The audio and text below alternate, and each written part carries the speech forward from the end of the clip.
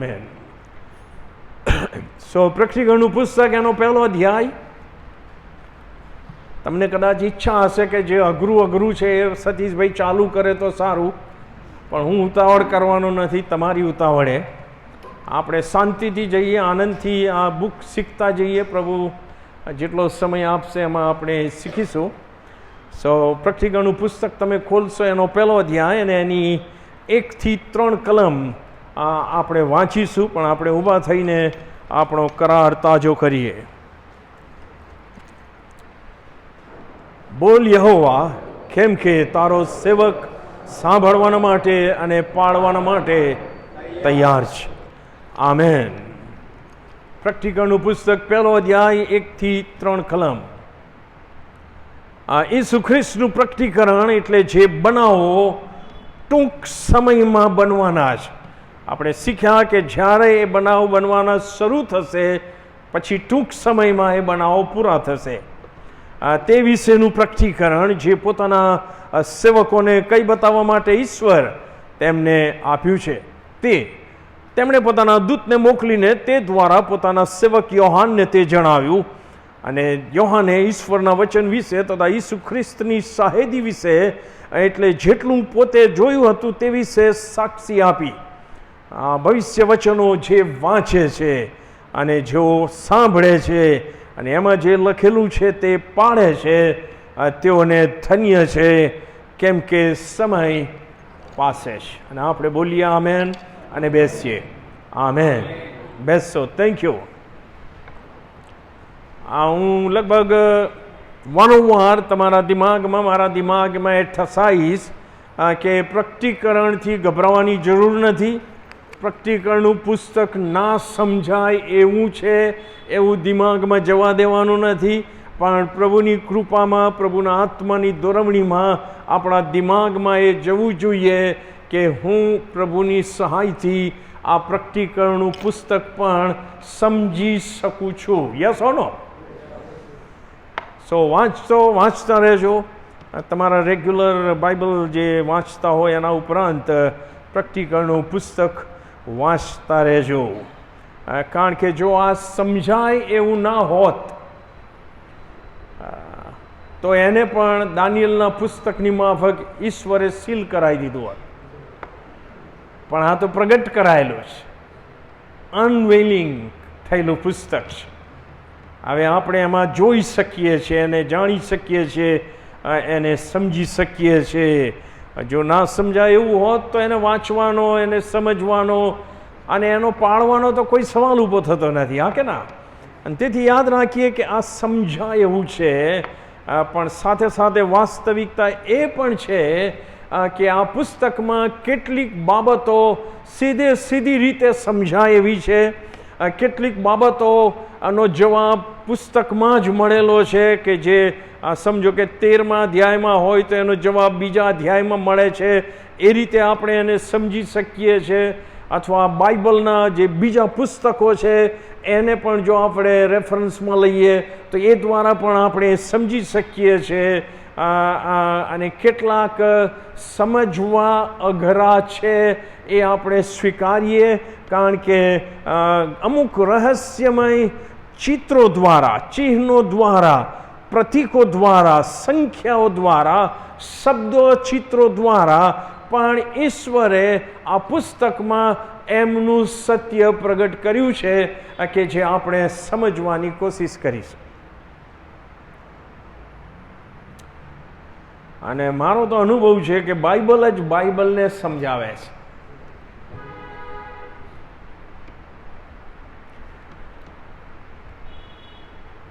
હું કેટલાક દાખલા તમને આપું, એમાં ન સમજાય એવું શું છે તમે મને કહેજો. તમે પ્રકટીકરણનું પુસ્તક એનો 12મો અધ્યાય ખોલો.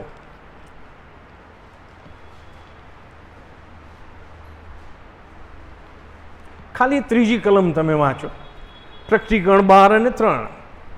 ત્યાં લખ્યું છે, વળી આકાશમાં બીજું એક ચિહ્ન પણ જોવામાં આવ્યું. યોહાન લખે છે, જુઓ, મોટો લાલ અજગર હતો, તેને 7 માથા અને 10 શિંગડા હતા, અને તેના માથા પર 7 મુગટ હતા. આપણે ડ્રેગન યાદ આવે ચાઇનાનો, એવું નથી. તમે જો એની 9મી કલમ વાંચો તો આ લાલ મોટો અજગર કોણ છે? અંદર જ જવાબ છે. 9મી કલમમાં શું લખ્યું છે? તે મોટા અજગરને બહાર નાખી દેવામાં આવ્યો, એટલે તે જૂનો સર્પ જે દુષ્ટ આત્મા તથા શૈતાન કહેવાય છે, જે આખા જગતને ભમાવે છે, તેને પૃથ્વી પર નાખી દેવામાં આવ્યો અને તેની સાથે તેના દૂતોને પણ નાખી દેવામાં આવ્યા. સો લાલ અજગર એ શૈતાન છે, એટલું તો સમજ પડી કે નહીં? ફાઇન. બીજો એક દાખલો તમને આપું. તમે જો પ્રકટીકરણનું પુસ્તક એનો 13મો અધ્યાય ખોલો. હું તમારો વિશ્વાસ વધારવા માંગુ છું કે આપણે પોતે આને સમજી શકીએ છીએ. 13મો અધ્યાય એની 1 થી 3 કલમ હું વાંચીશ, અથવા પહેલી ને બીજી કલમ. ત્યાં લખ્યું છે, પછી મેં એક શ્વાપદને સમુદ્રમાંથી નીકળતું જોયું. તમે કહેશો કે શ્વાપદ એટલે શું? શ્વાપદ એટલે બીસ્ટ અંગ્રેજીમાં કહે છે, અને બીસ્ટ એટલે એક બિહામણું પ્રાણી. ઓકે. તેને 10 શિંગડા 7 માથા, તેના શિંગડા પર 10 મુગટ, તેના માથા પર ઈશ્વર નિંદક નામો હતા. જે શ્વાપદને મેં જોયું તે ચિત્તાના જેવું હતું, તેના પગ રીંછના પગ જેવા હતા, અને તેનું મોં સિંહના મોં જેવું હતું. અને તેને અજગરે, અજગર કોણ છે? શૈતાન.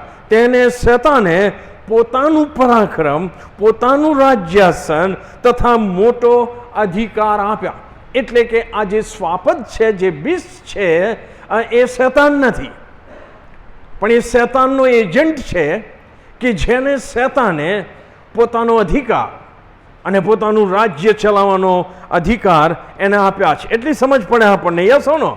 હવે તમે મારી સાથે 13મો અધ્યાય અને એની 18મી કલમ ખોલો. આમાં ચાતુર્ય રહેલું છે. જેને બુદ્ધિ છે તે શ્વાપદની સંખ્યા ગણે, બિસ્ટની, કેમ કે તે એક માણસના નામની સંખ્યા છે અને તેની સંખ્યા 666 છે. 666. આપણે ઘણીવાર 666 સાંભળીએ છીએ. યસ ઓર નો? પણ એ શ્વાપદ છે, એ શૈતાન નથી. એ શૈતાન દ્વારા જેને અધિકાર આપવામાં આવ્યો છે એ છે. અને અહીંયાથી આપણે જાણી શકીએ છીએ કે એ કોઈક માણસ હશે. સ્પષ્ટ લખ્યું છે, રાઈટ? અને તેથી આ જગત વન વર્લ્ડ ગવર્મેન્ટ તરફ આગળ વધી રહી છે. આખા જગતનું એક જ સરકાર હોય અને વન મેન શો તરફ વધી રહી છે કે જે આખા જગતનો એક જ અધિકારી હોય. ને બાઇબલમાં એને એન્ટી ક્રાઇસ્ટ કહેવામાં આવે છે. એન્ટી ક્રાઇસ્ટ એ શૈતાન નથી, યાદ રાખજો. એ કોઈક માણસ છે કે જે છેવટે જગત પર અધિકાર ચલાવશે. સો આટલી તો આપણને સમજ પડે છે, એમાં કાંઈ અઘરું છે નહીં. 666માં ખોવાઈ જશો નહીં, રાઈટ? સો હું તમને ઉત્તેજન આપું છું કે વાંચતા રહો, પ્રાર્થના કરીને વાંચતા રહો, પાના ઉથલાવો, આગળ પાછળ જાઓ, નીચે રેફરન્સીસ આપવામાં આવ્યા છે એનો સ્ટડી કરો અને તમે પોતે ઘણું બધું સમજી શકશો. Do that. સો આપણે જોઈએ કે મોટો લાલ અજગર શૈતાન છે અને એને પૃથ્વી પર નાખી દેવામાં આવ્યો છે, વગેરે વગેરે. શ્વાપદ એ શૈતાન નથી, પણ એ બીસ્ટ છે, કારણ કે એક ખતરનાક હિંસક પ્રાણીની જેમ એ માણસ પૃથ્વી ઉપર હાથ ચલાવશે. તેથી એને બીસ્ટ સાથે સરખાયો છે. અને એ માણસ છે અને એની પાસે અધિકાર હશે. બીવાની કોઈ જરૂર નથી, કારણ કે ફૂંક મારીને એને ઉડાડવામાં આવે છે, એમ બાઇબલ પણ કહે છે. હાલેલુયા.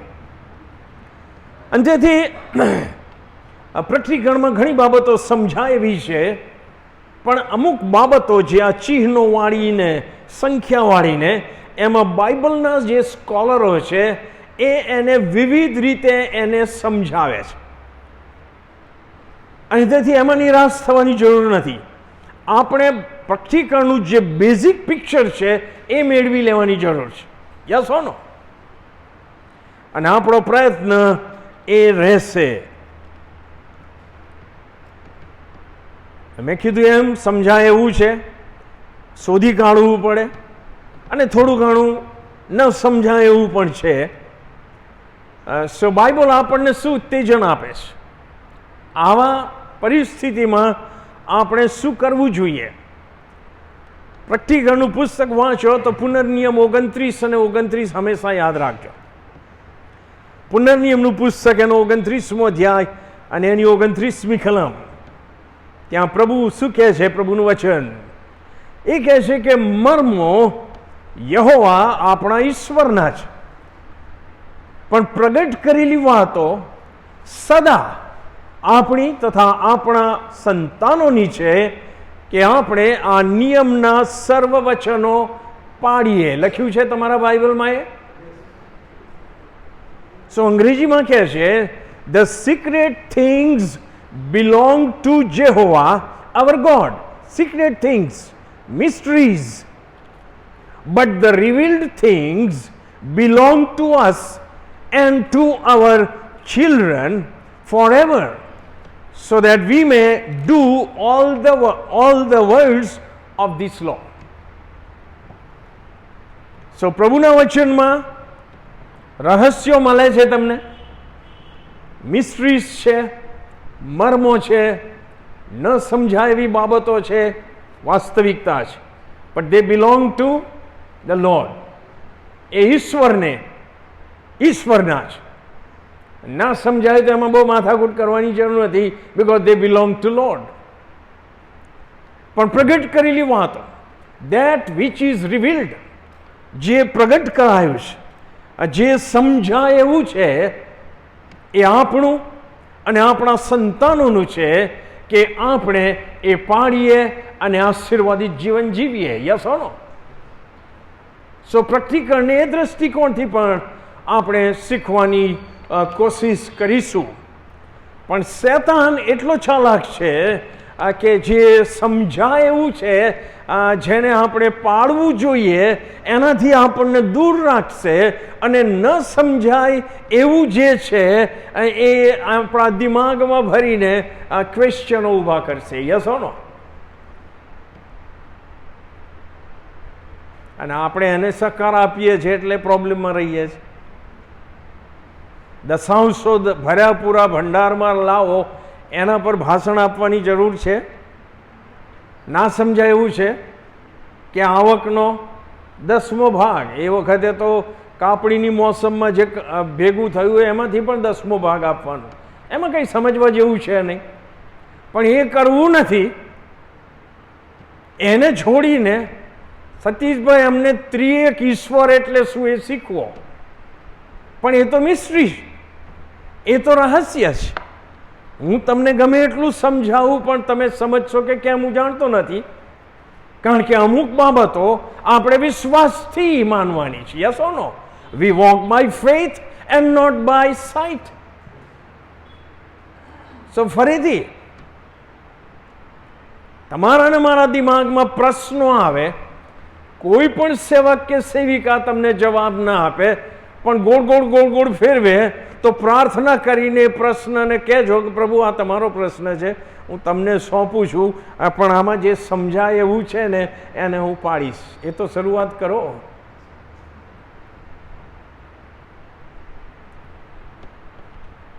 પતિઓને કીધું છે કે જેવો પોતા પર એવો તમારી પત્નીઓ ઉપર પ્રેમ કરો. એમાં ભાષણની જરૂર ખરી? તમે જેમ તમારા શરીરની કાળજી રાખો છો એમ એની રાખો, અરસપરસ.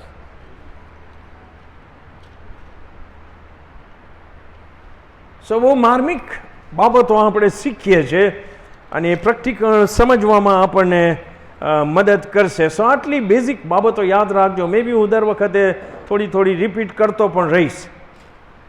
હવે તમે પ્રેક્ટિકલનું પુસ્તક એનો 1લો અધ્યાય અને 3જી કલમમાં આપણે જઈએ. પ્રેક્ટિકલનું પુસ્તક એનો 1લો અધ્યાય અને એની 3જી કલમ. આ ભવિષ્ય વચનો એટલે કે આ પુસ્તકમાંના અથવા બાઇબલમાંના, આપણે એને જનરલ લઈ શકીએ છીએ, જે વાંચે છે અને જેઓ સાંભળે છે અને એમાં જે લખેલું છે તે પાડે છે તેઓને ધન્ય છે, કેમ કે સમય પાસે છે.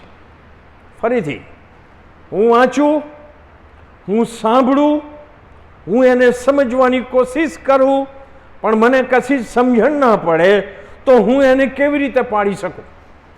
અને જો હું એને પાડી ના શકું તો હું ધન્ય નથી, એમ આ કલમનો નેગેટિવ અર્થ થાય. હા કે ના? પણ પ્રભુનું વચન તો આપણને આશીર્વાદ આપવા માંગે છે, અને તેથી આ પોઝિટિવ લખ્યું છે એ જ રીતે આપણે લેવાનું છે, કારણ કે પ્રકટીકરણનું પુસ્તક આપણે સમજી શકીએ છીએ, અને જો સમજીએ છીએ તો આપણે પાડીએ, અને જો પાડીશું તો આપણને એનો આશીર્વાદ મળશે. જે કોઈ વાંચે છે, જે કોઈ સાંભળે છે, અને તમને યાદ હશે મેં ગઈ વખતે કહ્યું હતું કે પ્રભુ ઈસુ ખ્રિસ્તે પણ કહ્યું છે પાણ પરનું ભાષણ પૂરું કરતા કે જે કોઈ મારી આ વાતો સાંભળે છે અને પાડે છે એને ડાયા માણસની ઉપમા આપવામાં આવશે કે જેણે પોતાનું ઘર ખડક પર બાંધ્યું અને વાવાઝોડા થયા અને વરસાદ આવ્યો અને તોફાન, અને એ ઘર ટકી રહ્યું અને એનો નાશ થયો નહીં, કેમ કે ખડક પર બાંધેલું હતું. યસ ઓર નો?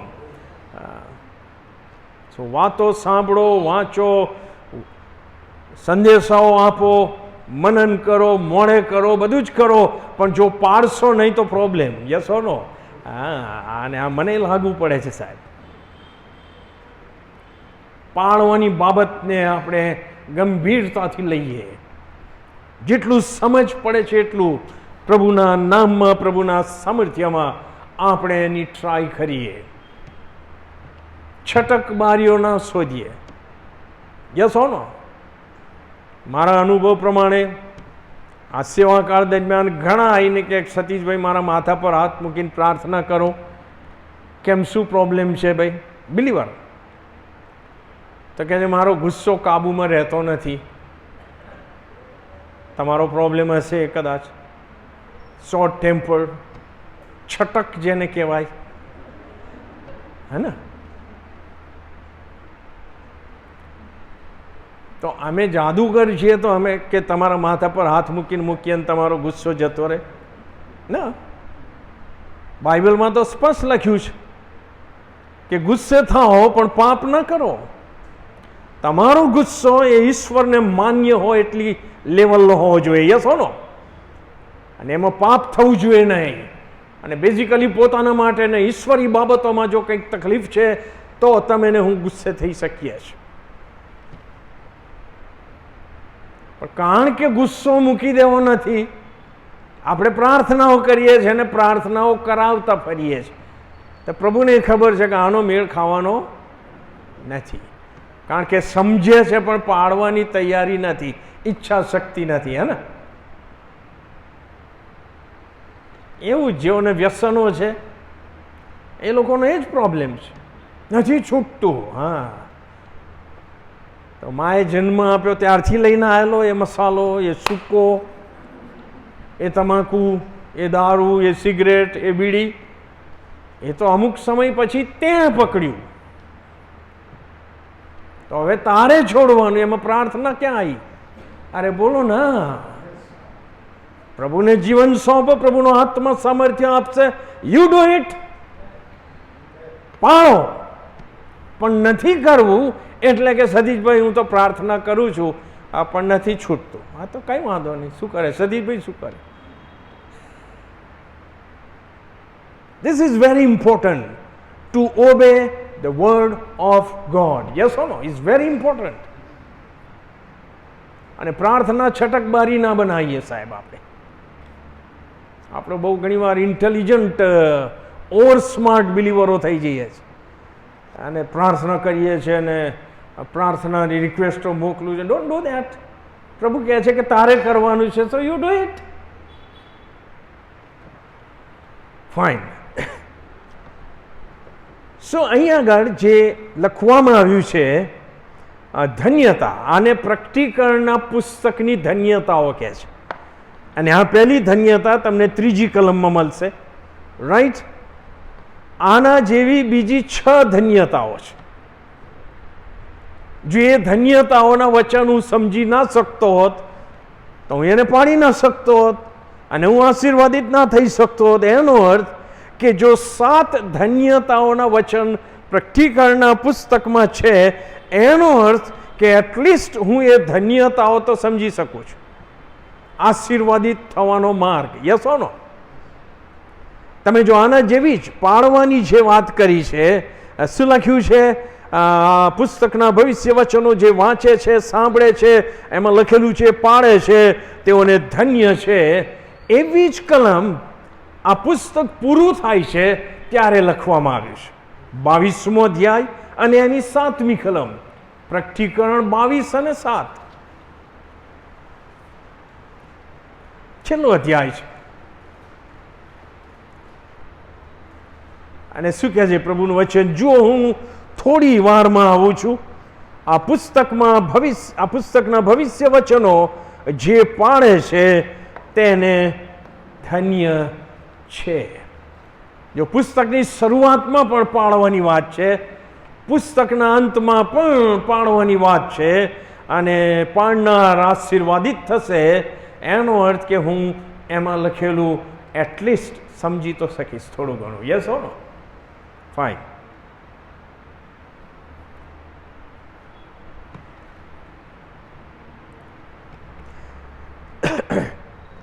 હવે અહીંયા જે ધન્ય શબ્દ છે, ઇંગ્લિશમાં એને બ્લેસેડ કહે છે. BLESSED, બ્લેસેડ. એનો અર્થ થાય છે પરમ સુખી.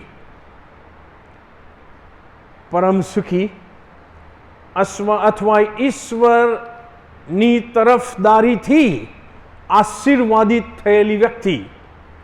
ઈશ્વર જેની તરફદારી કરે છે, જે વ્યક્તિ ઈશ્વરના વચનો પાળે છે, એની તરફદારી, એના પક્ષમાં ઈશ્વર રહે છે, અને એના લીધે એને જે આશીર્વાદો મળે છે એ વ્યક્તિ ધન્ય છે કે છે. અને બીજો એક કોમેન્ટ્રી કહે છે કે આ જે શબ્દ છે એનો અર્થ એ થાય છે કે ધન્ય વ્યક્તિ એ છે કે જેને ઈશ્વર એક નહીં પણ અનેક આશીર્વાદોથી વેષ્ટિત કરે છે. સો આ ધન્ય શબ્દ એ બહુ મોટો અને ઇન્ક્લુઝિવ છે કે જેમાં એક નહીં અનેક આશીર્વાદો સમાયેલા છે, અને એ મળે છે કે જે એને પાળે છે. એક પ્રભુના સેવક કહે છે કે બ્લેસેડનો અર્થ થાય છે ઓ હાઉ હેપી, કેટલો સુખી, કેટલો સુખી. સુખી થવાના 8 રસ્તા ને એવી બધી પુસ્તકો મળશે તમને, યુટ્યુબ ઉપર મળશે. ના, સુખી થવાનો એક જ માર્ગ છે, જે કોઈ આ વચનો વાંચે છે, સાંભળે છે અને પાળે છે. ઈશ્વર એના પક્ષમાં રહે છે. અને રોમી 8 અને 32માં 31માં સંત પાઉલ કહે છે કે જો દેવ આપણા પક્ષમાં છે, એનાથી મોટો આશીર્વાદ કયો સાહેબ?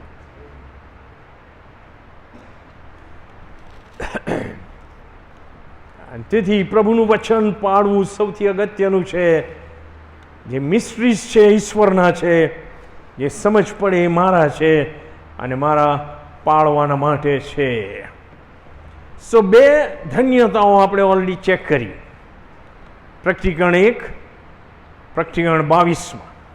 હવે રહી બીજી 5 ધન્યતાઓ. એને હું આપ લોકોની સમક્ષ વારાફરતી મૂકું છું. અને યાદ રાખો કે એમાં ઘણી બધી ચેતવણી, ઘણા બધા આશીર્વાદો, ઘણું બધું પ્રોત્સાહન પણ સમાયેલું છે. અને તમે પોતે એ 7 ધન્યતાઓનો ઘરે જઈને અભ્યાસ કરી શકો છો. યસ ઓર નો? અને તેથી લખી રાખજો. પ્રકટીકરણનું પુસ્તક અને એનો 14મો અધ્યાય તમે ખોલશો.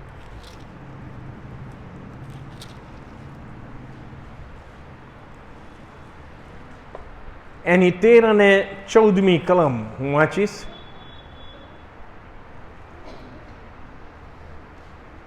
પ્રકટીકરણનું પુસ્તક 14મો અધ્યાય 13 અને 14મી કલમ. ત્યાં લખ્યું છે યોહાન લખે છે, પછી મેં આકાશમાંથી એક વાણી એમ બોલતી સાંભળી, તું એમ લખ કે હવે પછી જે મરનારાઓ પ્રભુમાં મરણ પામે છે તેઓને ધન્ય છે. આત્મા કહે છે હા, કે તેઓ પોતાની મહેનતથી વિશ્રાંતિ લે, કેમ કે તેઓના કામ તેઓની સાથે આવે છે. દફન ક્રિયામાં તમે સાંભળ્યું હશે આ કલમો, એ પ્રેક્ટિકલની છે. હવે પછી બનનારાઓ જેઓ પ્રભુમાં મરણ પામે છે તેઓ એક નહીં અનેક આશીર્વાદોથી વેષ્ટિત થાય છે. યસો નો? હવે પછી પ્રભુમાં મરનારા.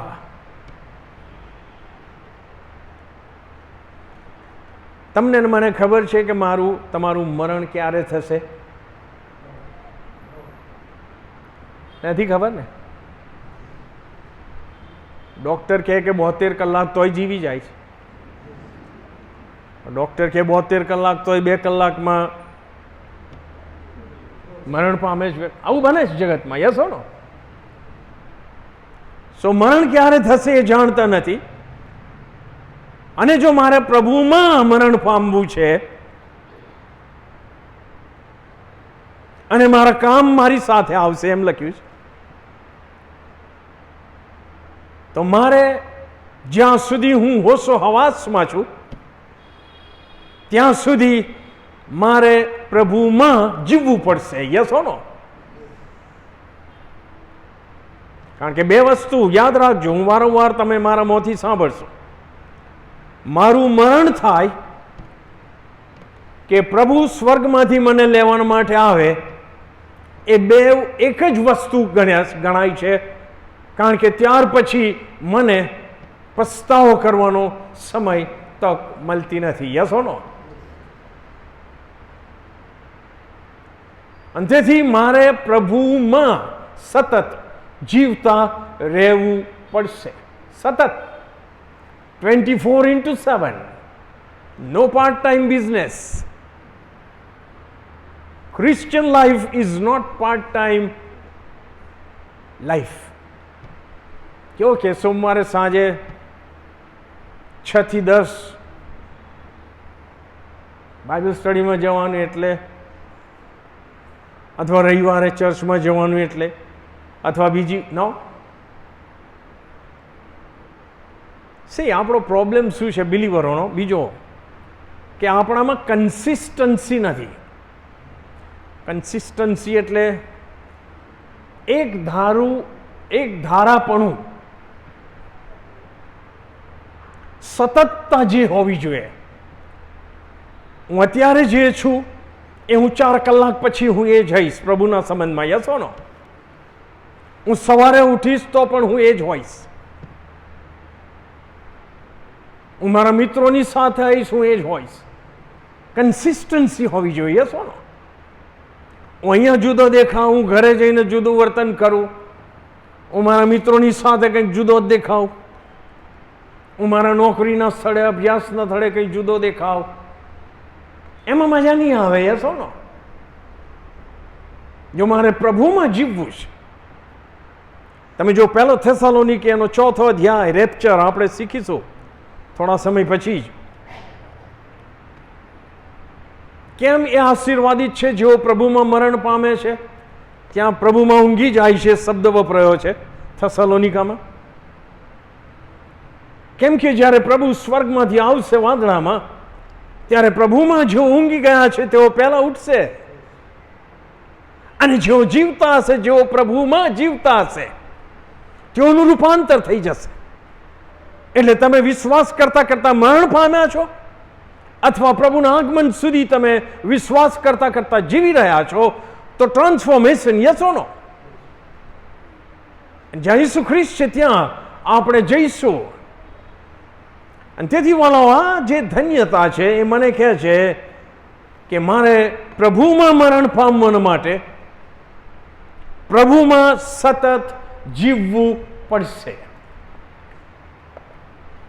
સંત પાઉલ કહે છે ને બહુ માર્મિક વાક્ય, for to me to live is Christ and to die is gain. કેમ કે મારે જીવવું તે ખ્રિસ્ત છે અને મરવું તે લાભ છે. કારણ કે એમ કહે છે કે હું ખ્રિસ્તમાં જ જીવતો રહીશ, અને જો ખ્રિસ્તમાં જ જીવતા જીવતા મારું મરણ થશે તો મરણ મારા માટે નુકસાનકારક નહીં, નફાકારક થશે. બાઇબલમાં બહુ સ્પષ્ટ વાતો લખવામાં આવી છે, અને આ પ્રકટીકરણમાં લખાયેલી વાત છે, જેનાથી લોકો બીવે છે. સો એ ત્રીજી ધન્યતા આપણે જોઈ. ચોથી ધન્યતા તમને મળશે પ્રકટીકરણનું પુસ્તક, એનો 16મો અધ્યાય અને એની 15મી કલમ. તમે એનો સંદર્ભ આગળ પાછળની કલમો ઘરે જઈને વાંચી શકો છો. હું કેવળ ધન્યતા પકડી લઉં છું. પ્રકટીકરણ 16 અને 15. ત્યાં શું કહે છે પ્રભુનું વચન? જુઓ, હું ચોરની જેમ આવું છું, જે જાગૃત રહે છે અને પોતાના વસ્ત્ર એવી રીતે સાચવે છે કે પોતાને નગ્ન ચાલવું ન પડે અને પોતાની લાજ ન દેખાય, તેને ધન્ય છે.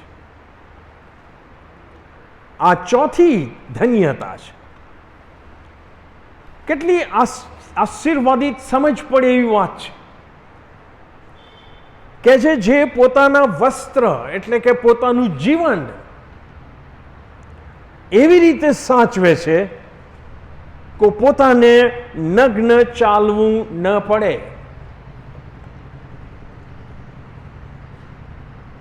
બહુ વખત પહેલાં મેં એક કોમેન્ટ્રી વાંચી હતી. ત્યાં ઉત્પત્તિ 3માં જે લખ્યું છે ને કે સર્પ સઘળા જાનવરોમાં સૌથી ધૂર્ત હતો, કનિંગ હતો. હું હિબ્રુ ને એમાંથી એનો અર્થ શોધતો હતો કે આ શું કહેવા માંગે છે. અને એક જે એનો અર્થ થાય છે ધ્રુતનો, એ લુચ્ચો તો થાય છે, કનિંગ થાય છે, પણ નાગો પણ થાય છે. એક અર્થ કે શૈતાન નાગો છે. અને જ્યારે એનું આદમ અને હવાએ માન્યું ત્યારે એમને ખબર પડી કે એ નાગા છે. તો શૈતાને આ બધું આપ્યું પાપના લીધે. યસો નો નગ્નતા, નાગાપણું, વસ્ત્રો સાચવવાના છે. પ્રભુએ જે આપ્યા છે, તારણના વસ્ત્રો આપણને આપ્યા છે, એ જીવનમાં સાચવવાના છે. યસો નો. અને આપણી લાજ ન જાય. જાગતા રહો, ચોરની માફક હું આવું છું. ફરીથી એની એ વાત. પહેલાના બારવટિયા જાસા ચિઠ્ઠી નાખીને જતા હતા, હે ને? હવે તો એવું કશું રહ્યું નહીં હોય. જાસા ચિઠ્ઠી એટલે કે શેઠને મોકલે કે હું આવીને લૂંટીશ, અને આવીને લૂંટીને જતા રહે ને કોઈથી કશું. અત્યારના ચોરો કહીને નથી આવતા, હે ને? ચોરની ખાસિયત જે છે કે જ્યારે બધા બેધ્યાન હોય, ઊંઘતા હોય, નિષ્કાળજીમાં હોય, ત્યારે આવીને ચોરી કરીને જતા રહે. તમે જુઓ, સત્ય સમજાવવાના માટે ઈસુ ખ્રિસ્ત પોતાને ચોર સાથે પણ સરખાવે છે કે જો તમને એ પતિત અવસ્થાની બાબતમાં સત્ય સમજાતું હોય તો સમજો કે જે હું ચોરની માફક આવીશ, અને જે જાગૃત રહે છે એ ધન્ય છે કે છે. અને તમે વાંચો તો પ્રભુના આગમન વિશે વારંવાર આપણને ચેતવણી આપવામાં આવી છે. એક સેમ્પલ કલમ હું વાંચું, માથીની સુવાર્તા 24મો અધ્યાય ને એની 42 થી 44મી કલમમાં લખ્યું છે, માટે જાગતા રહો, કેમ કે તમે જાણતા નથી કે કયા દિવસે તમારો પ્રભુ આવશે. પણ એ જાણો કે ચોર કયે પોરે આવશે. એ જો ઘર ધણી જાણતો હોત તો તે જાગતો રહેત અને પોતાના ઘરમાં તેને ખાતર પાડવા ન દેત. એ માટે તમે પણ તૈયાર રહો, કેમ કે જે ઘડીએ તમે ધારતા નથી તે જ ઘડીએ માણસનો દીકરો આવશે. સો આપણે આપણા જીવનમાં સતત ચાલુ રહેવાનું છે, જાગતા રહેવાનું છે. એની ટાઈમ પ્રભુનું આગમન થાય અથવા એની ટાઈમ મારું મરણ આવે તો જ હું પ્રભુમાં મરણ પામીશ અને મારા જીવનરૂપી વસ્ત્રને સાચવેલો હું હોઈશ.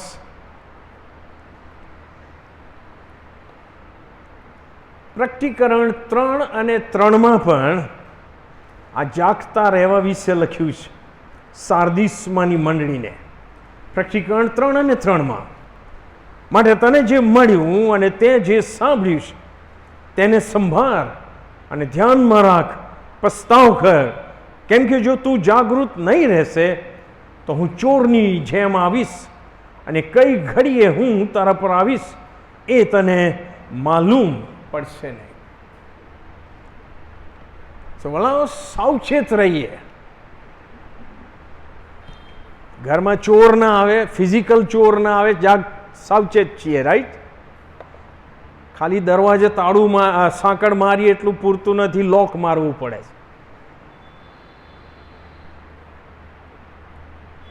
આત્મિક જીવનમાં પ્રભુ સાથેના સંબંધમાં પણ આપણે સતત જાગૃત રહેવાનું છે. ઈસુ ખ્રિસ્તે કીધું ને કે જાગતા રહો અને પ્રાર્થના કરો કે તમે પરીક્ષણમાં ન પડો. ઓકે, જે 5મી ધન્યતા છે એ તમને મળશે 19મો અધ્યાય અને એની 9મી કલમ. 19મો અધ્યાય અને 9મી કલમ.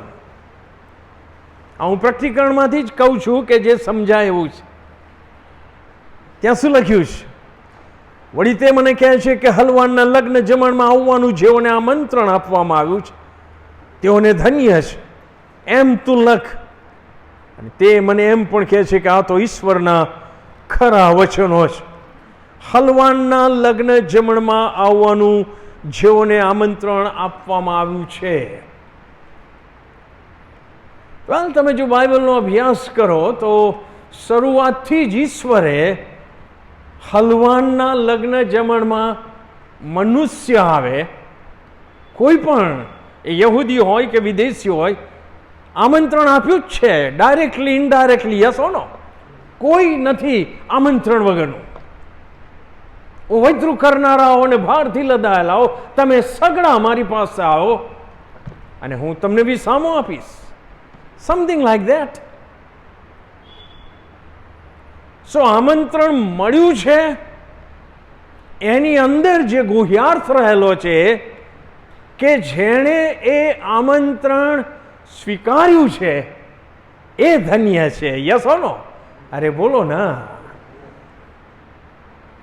આપણને પૃથ્વી ઉપરના આમંત્રણની કેટલી તલફ હોય છે, હે ને? જાણીએ કે ફલાણાના ઘરમાં લગ્ન પ્રસંગ છે, હા તો કોઈક ના એ મને તો આપશે જ, મને નહીં ટાળી મૂકે. અને જો ભૂલથી ટાળી મુકાયા હોય તો કેવું થાય છે, હે ને? આમંત્રણ મેળવવા માટે આપણે બહુ ઉત્સુક છીએ, પણ અહીંયા તો ઓપન આમંત્રણ છે ફોર ઓલ.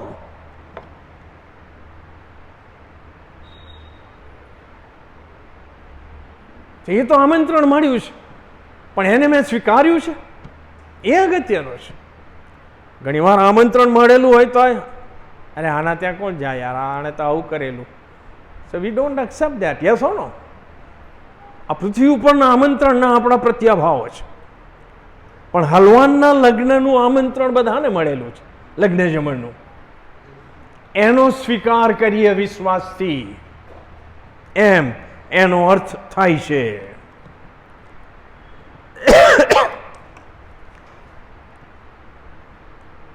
છઠ્ઠી ધન્યતા,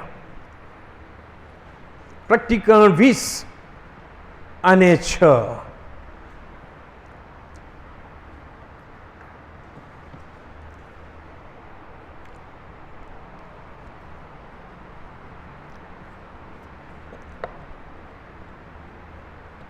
સમજાય એવું છે. 6ઠ્ઠી કલમમાં કહે છે કે પહેલા પુનરુત્થાનમાં જેને ભાગ છે તે ધન્ય તથા પવિત્ર છે, એવા ઉપર બીજા મરણનો અધિકાર નથી. લખ્યું છે એવું. પણ તેઓ ઈશ્વરના તથા ખ્રિસ્તના યાજક થશે અને તેમની સાથે 1000 વર્ષ રાજ કરશે. શીખવીશું. 1000 વર્ષથી પણ, મિલેનિયમ કિંગડમથી પણ ચિંતા કરશો નહીં, સમજાશે.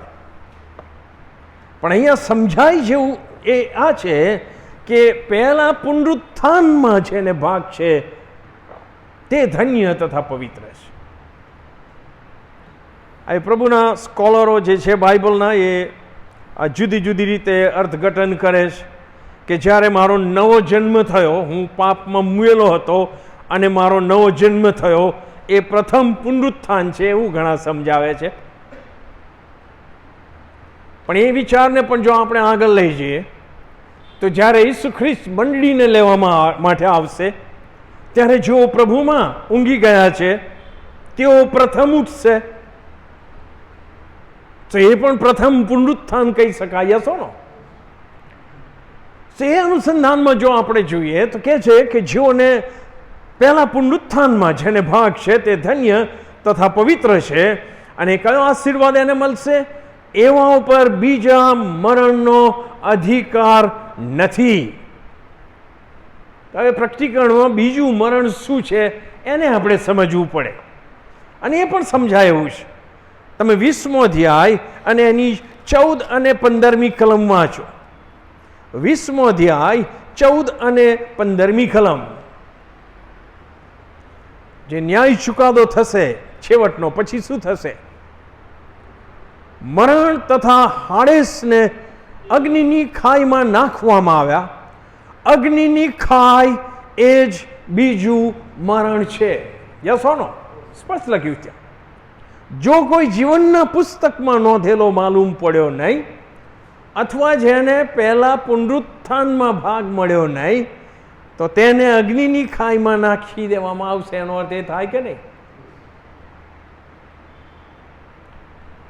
કોણ જશે? કોને અનુભવ થશે આ બીજા મરણનો? એનો પણ જવાબ આપણને મળે છે. 21મો અધ્યાય અને એની 8મી કલમ.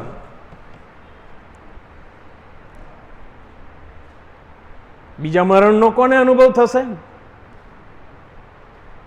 પણ બીકણો, અવિશ્વાસીઓ, ભ્રષ્ટ થયેલા, ખૂનીઓ, વ્યભિચારીઓ, જાદુ ક્રિયા કરનારા, મૂર્તિ પૂજકો તથા સર્વ જૂઠાઓનો ભાગ અગ્નિ તથા ગંધકથી બળનારી ખાઈમાં છે.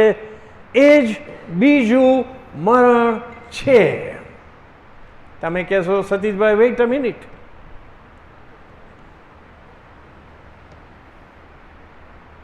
મારો સ્વભાવ તો બીકણ છે, તો હું બીજા મરણમાં જઈશ? ન, હું અવિશ્વાસી હતો, હું ભ્રષ્ટ થયેલો હતો મારા જીવનમાં. મેં ખૂન કરી નાખેલું, લિટરલ ખૂન. મેં વ્યભિચાર કર્યો છે, જાદુ ક્રિયા, દોરા ધાગા વગેરે મેં કરાવ્યું છે. મૂર્તિ પૂજા પણ મેં કરી છે, ઇનડાયરેક્ટ. જૂઠ એ પણ હું બોલ્યો છું. સો મારો ભાગ અગ્નિ તથા ગંધકથી બળનારી ખાઈમાં છે. એ જ બીજું મરણ છે. વાલો, આનો બાઇબલ એક જ જવાબ આપે છે કે જો આવી વ્યક્તિઓએ પોતાના જીવનકાળ દરમિયાન પૂરી ગંભીરતાથી પસ્તાવો કરીને ઈસુ ખ્રિસ્તને પોતાના જીવનમાં અંગત તારનાર અને પ્રભુ તરીકેનું સ્થાન અને માન આપીને રોજ રોજ પ્રભુમાં જીવી રહ્યા છે, જેમના પાપ માફ થયા છે, એમને આમાંથી મુક્તિ મળેલી છે. અમારી ક્રાઇમ મિનિસ્ટ્રીનો આખો મોટો એ હતો, તમને ખ્યાલ હશે.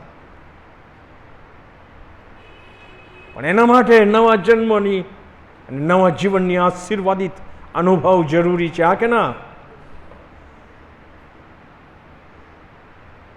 એ સિવાય નહીં. ધાર્મિક રહેવાથી નહીં મેળ ખાય.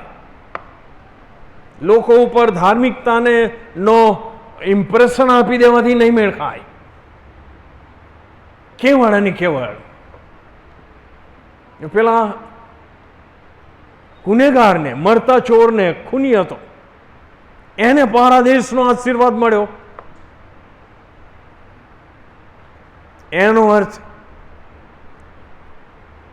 કે આમાં જીવનાર જે પસ્તાવા સહિત અને પાપ ફરી ન કરવાના નિર્ણય સાથે જ પ્રભુની સહાય માગીને જીવે છે, તો એને પણ બીજા મરણમાંથી મુક્તિ મળીશ, એમ એનો અર્થ થાય.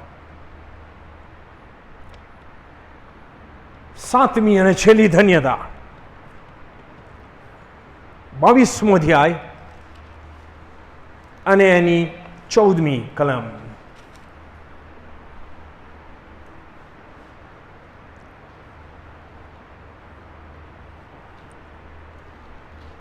જીવનના ઝાડ પર તેઓને હક મળે અને તેઓ દરવાજામાં થઈને નગરમાં પ્રવેશ કરે. એ માટે જેઓ પોતાના વસ્ત્ર ધુએ છે તેઓને ધન્ય છે. ફરીથી વસ્ત્રો એટલે જીવન. ને આપણે વાંચીશું, શ્વેત જબ્બા પહેરેલા રાજ્યાસનની આગળ છે. સવાલ પૂછાય છે પ્રેક્ટિકલમાં જ કે શ્વેત જબ્બા પહેરેલા કોણ છે?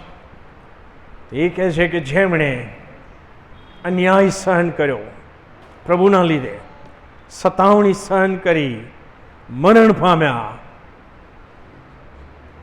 જેઓએ પોતાના વસ્ત્ર હલવાનના રક્તમાં ધોયા, એ શ્વેત જબ્બા પહેરેલા સ્વર્ગમાં છે. યસ હો નો? સો એ જ વાત અહીંયા લખે છે.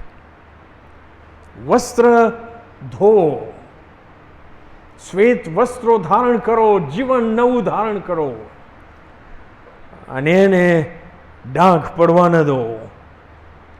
તો કઈ ધન્યતા, કયો આશીર્વાદ? જીવનના ઝાડ પર આ તેઓને હક મળશે. આશીર્વાદ ખાલી જીવનના વૃક્ષનું ફળ નહીં, આખા ઝાડ પર આપણને અધિકાર મળશે. તમને ખબર છે, આદમ અને હવા પાસેથી જીવનના વૃક્ષનું ફળ ખાવાનો અધિકાર ઈશ્વરે એમના ડાપણમાં છીનવી લીધો. બાઇબલ કહે છે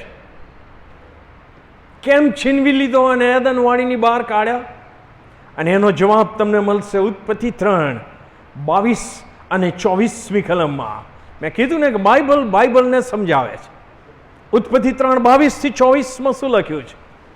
અને યહોવા ઈશ્વરે કહ્યું, જો તે માણસ આપણામાંના એકના સરખો ભલું ભૂંડું જાણનાર થયો છે, એટલે કે પાપ એણે કર્યું છે, અને હવે રખેને તે હાથ લાંબો કરીને જીવનના વૃક્ષનું ફળ તોડીને ખાય અને સદા જીવતો રહે પતિત અવસ્થામાં, પાપમાં, કારણ કે વૃક્ષના ફળની એ તાકાત હતી કે એને અનંતકાળિક જીવન આપે, પણ એ પતિત અવસ્થાવાળું. યસ હો નો? તેથી ઈશ્વરે એમના ડાપણમાં શું કર્યું? માટે જે ભૂમિમાંથી તેને લીધો હતો તે ખેડવાને યહોવા ઈશ્વરે એદન વાડીમાંથી તેને કાઢી મૂક્યો, અને તે માણસને હાંકી કાઢીને જીવનના વૃક્ષની વાટને સાચવવા માટે યહોવાએ કરુવો તથા ચોતરફ ફરનારી અગ્નિરૂપ તરવાર એદન વાડીની પૂર્વે બાજુએ મૂકી. અને સિક્યોરિટી પણ ખસેડી લેવામાં આવશે. સમય આવશે ત્યારે અને એક એક જણને, બિલીવરોને જીવનના ઝાડ પર અધિકાર આપવામાં આવશે. ઈશ્વર મહાન છે, એમનું ડાપણ મહાન છે.